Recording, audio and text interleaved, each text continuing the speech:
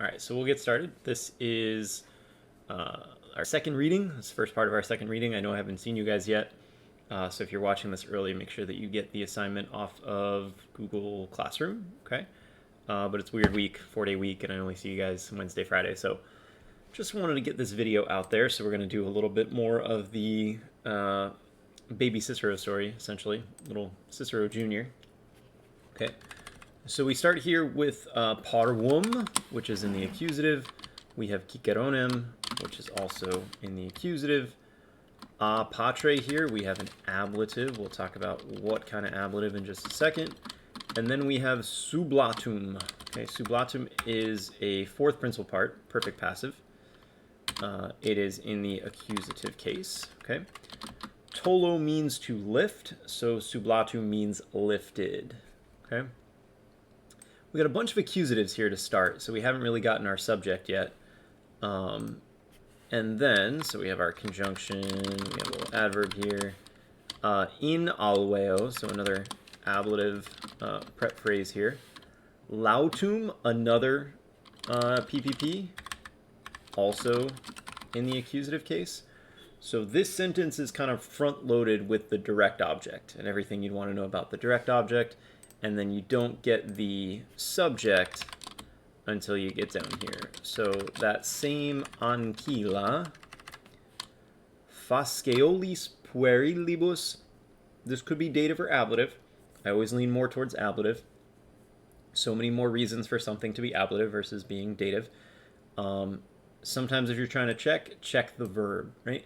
Winkio, which is where we get winks it from, winkio means to bind or to wrap. So you imagine if you wrap someone, you wrap them with something, you wrap them in something. So we have an ablative here.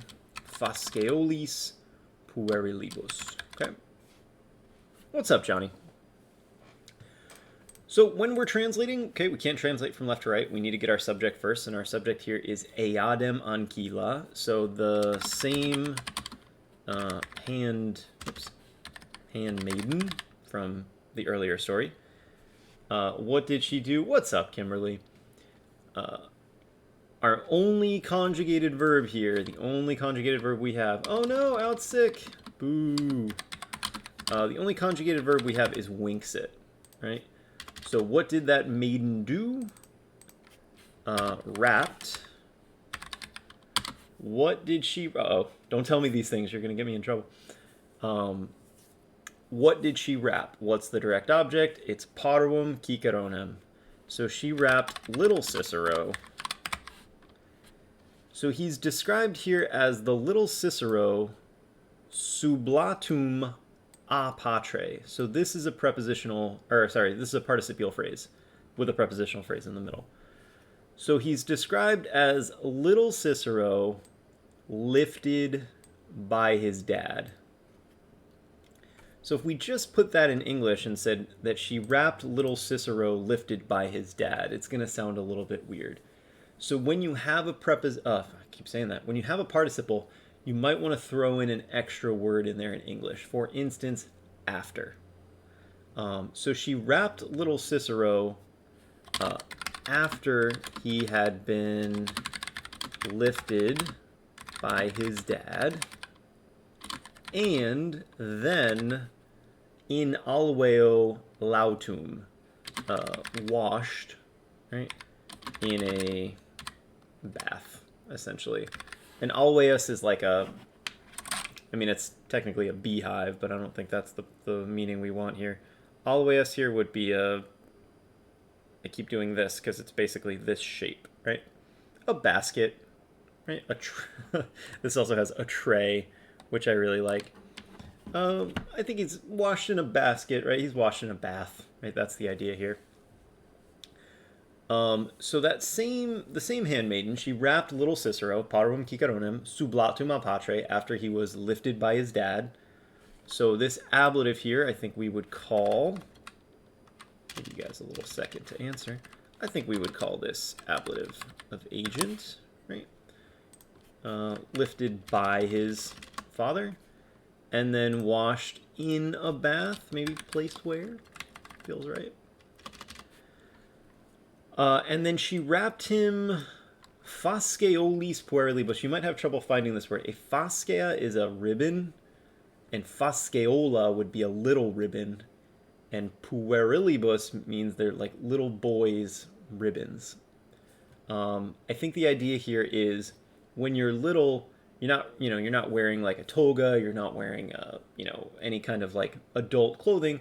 So essentially, you're just kind of wrapped in cloth, right? And that's what covers you. So it's almost like a diaper. You could think of it as a diaper.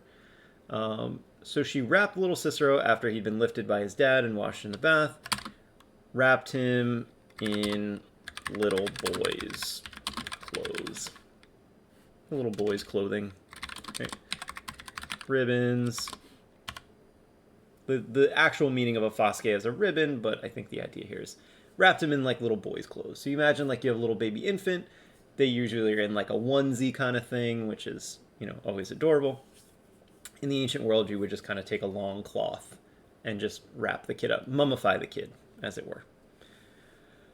So going back through the overarching, grammar of this sentence, right, we get this participial phrase, we get a second participial phrase, and then we get our subject and verb down here at the end, which is totally normal. Latin doesn't always follow the subject, direct object, verb kind of order. It's just what we got to be used to. Next line starts with ad hoc, which is an English expression as well.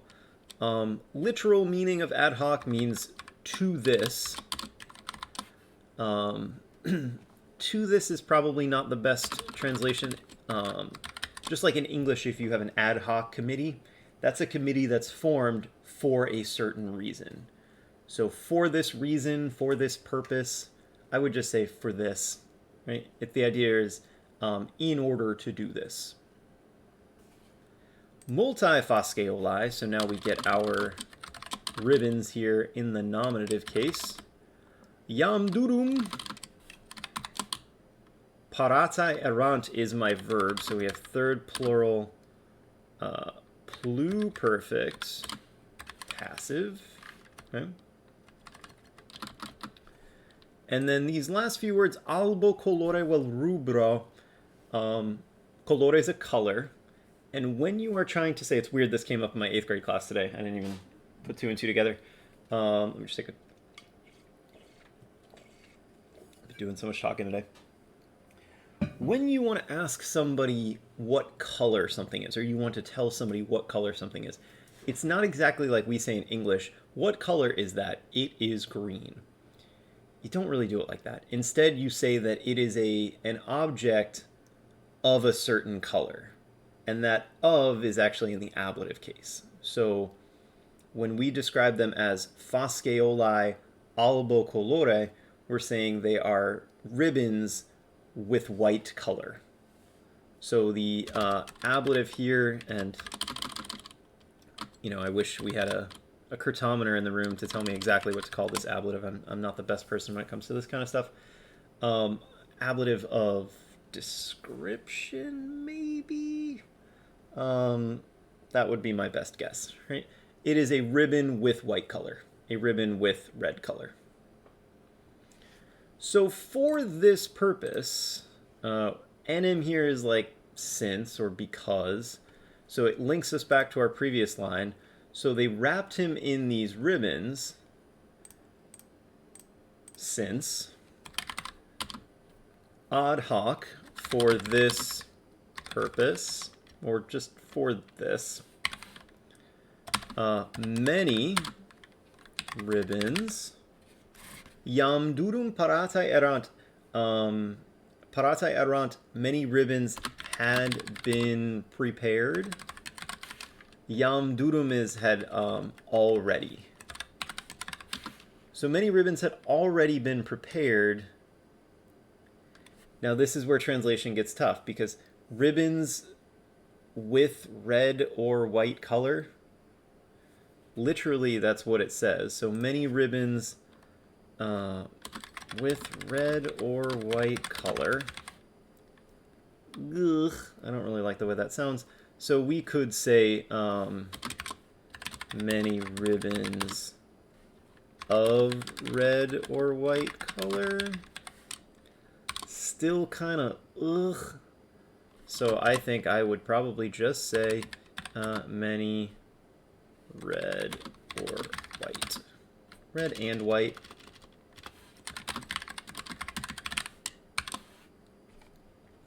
And I think I would take the for this, right, and probably move that to the end, right?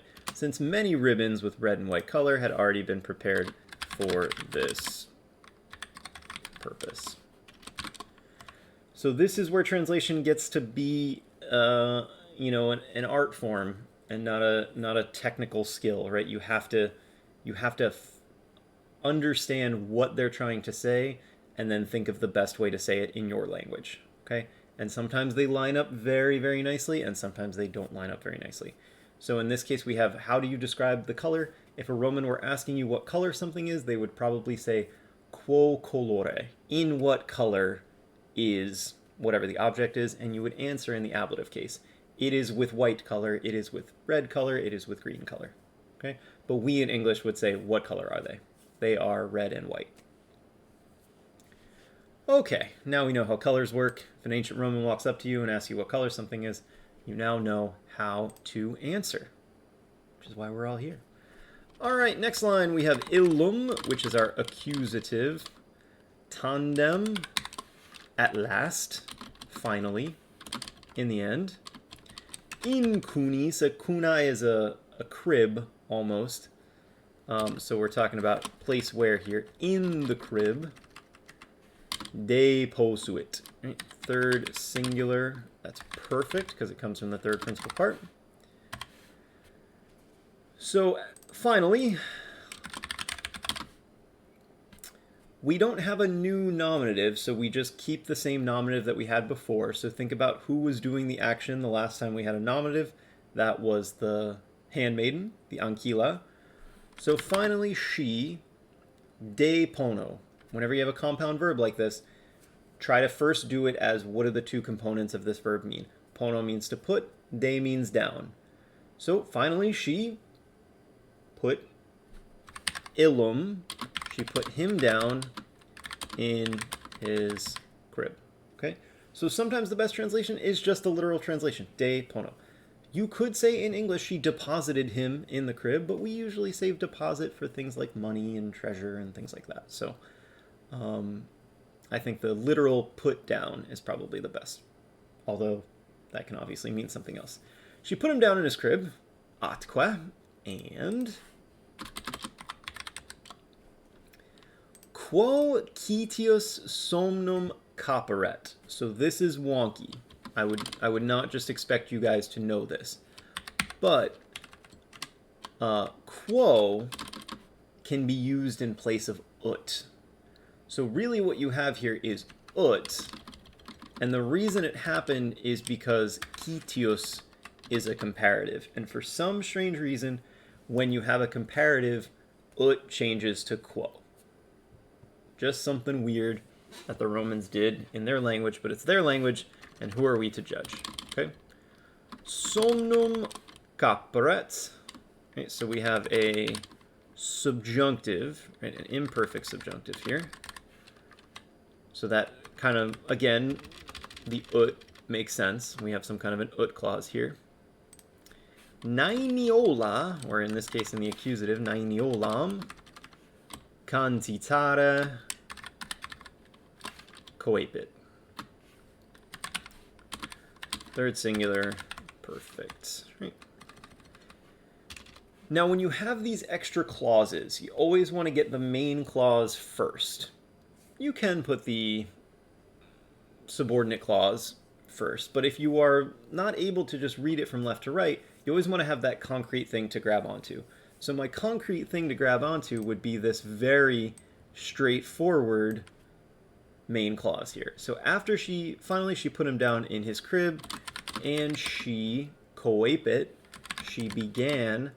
Cantitare is like cantare, which is like canere. They all mean the same thing. She began to sing a nainiola. Nainiola is a lullaby. So she began to sing a lullaby. And then we have this ut, in this case quo. So ut clauses, one of the things that they can do is explain the main clause. So why did she begin to sing a lullaby? She began to sing a lullaby so that he, meaning little baby Cicero, might kitios more quickly, caperet somnum, he might more quickly take sleep, accept sleep. Of course, you would never translate it that way, because what in the world in English does it mean to take sleep? What is the author trying to tell you? She sang this lullaby so that he would more quickly fall asleep. So this is the expression for falling asleep, literally taking sleep. Okay? Now, how do I know that? I am not an ancient Roman. I do not fluently speak Latin. I'm reading this line and I know what the author is trying to say. Okay? And that just comes with experience. It comes with practice. It also just comes with that realization and that acceptance that this line is supposed to make sense. Right? So if the literal translation doesn't make sense, try to think about what the author's intent is, and then hopefully it'll become more obvious. And this is pretty straightforward. Why in the world would you sing a lullaby to a kid? There's really only one reason. Go to sleep, kid.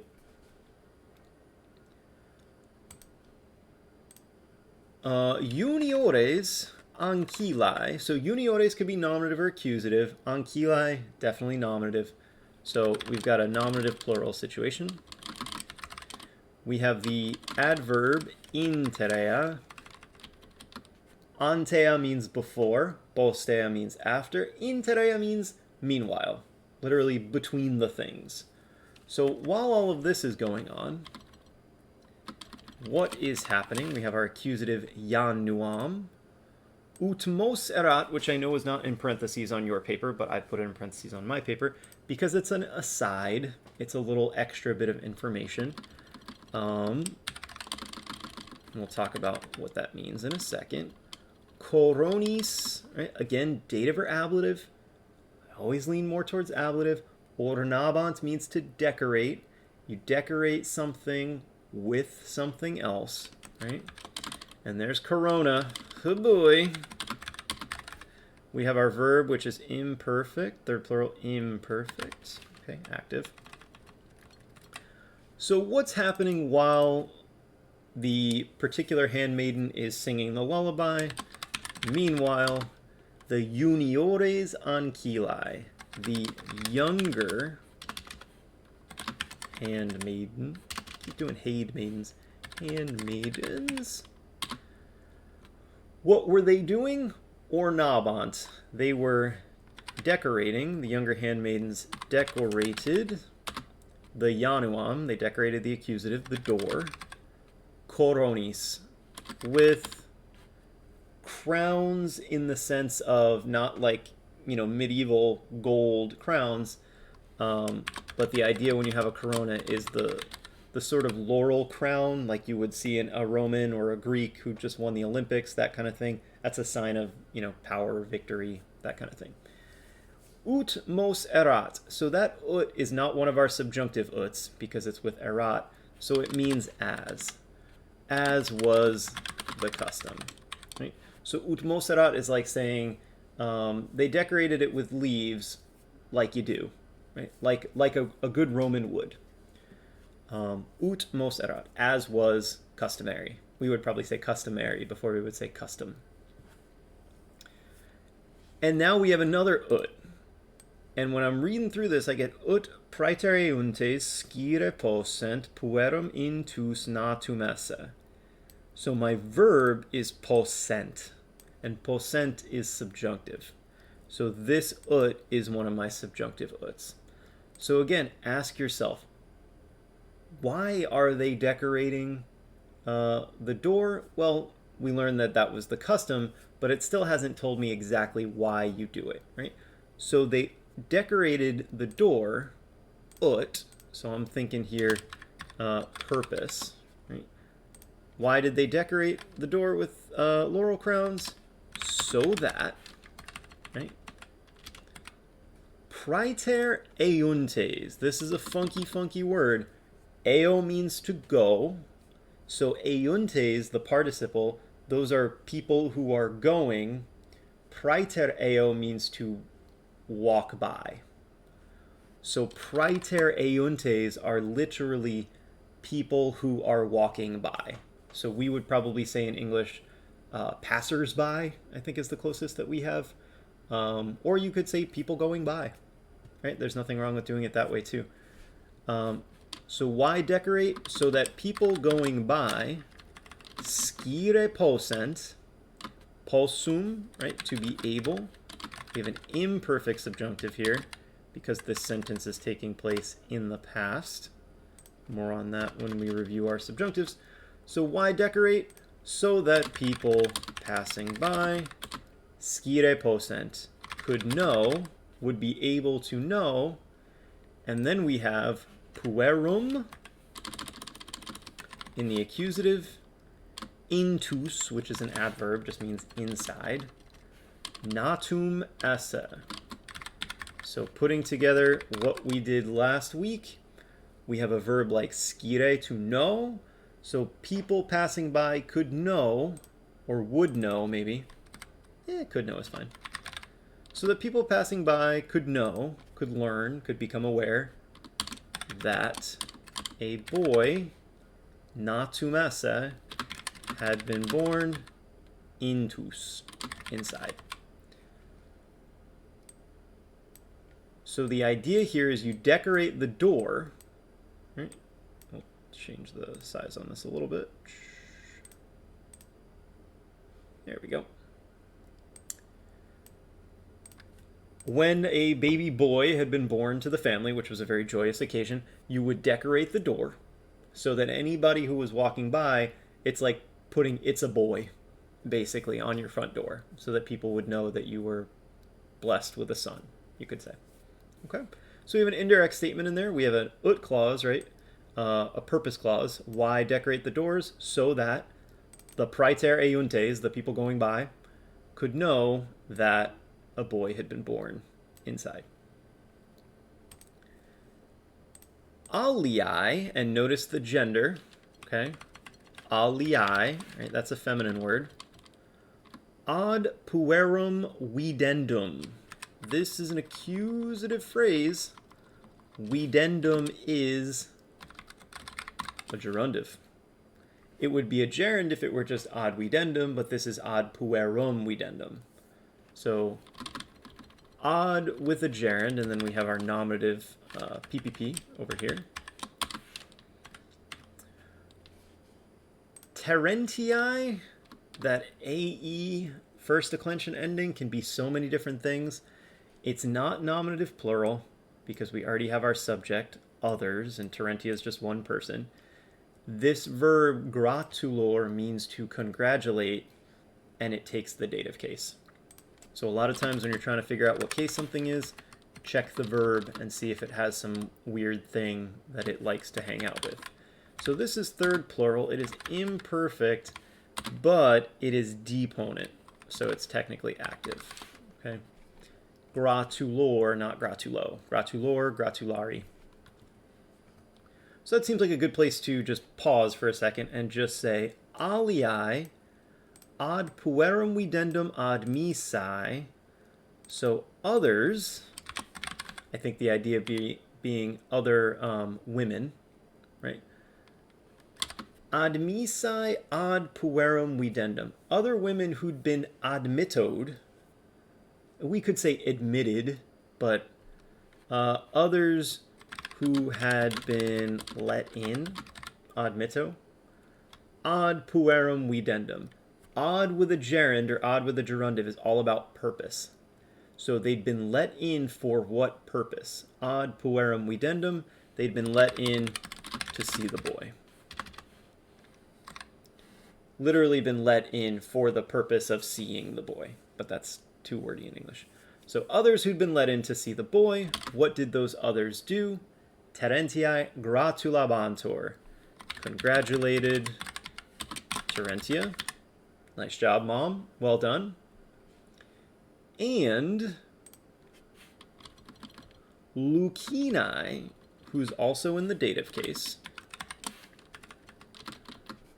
quae dea partibus praeesse dicebantur. So this is a relative clause. This is what we're going to talk about in class on Wednesday. Lucina, who dea partibus praeesse dicebantur.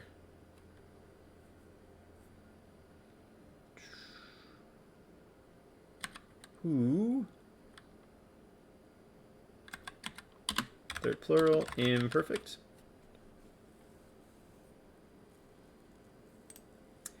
So this is another kind of funky construction here. Lucina, mythology speaking, she is the goddess of childbirth, right? So she is the goddess that is like called upon, is said to be. Praeesse means to be to be in front of or to be in charge of, and it takes the dative case.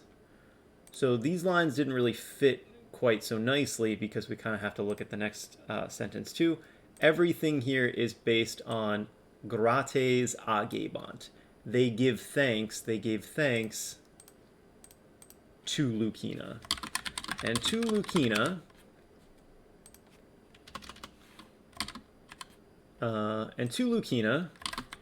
who is said to be the goddess Dea in charge of childbirth.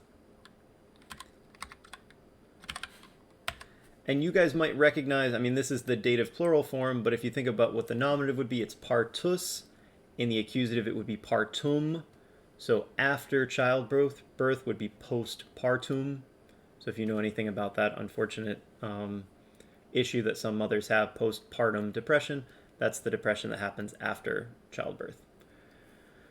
So to Lucina, who is said to be the goddess in charge of childbirth, what did they do? Grates, which is like gratias, it's another form. Grates agebant. They, of course, they gave thanks. Bona omnia, not omnia, but omnia proferentes. So we have a participle here. It is nominative plural, right? So it's describing the women. What were they doing?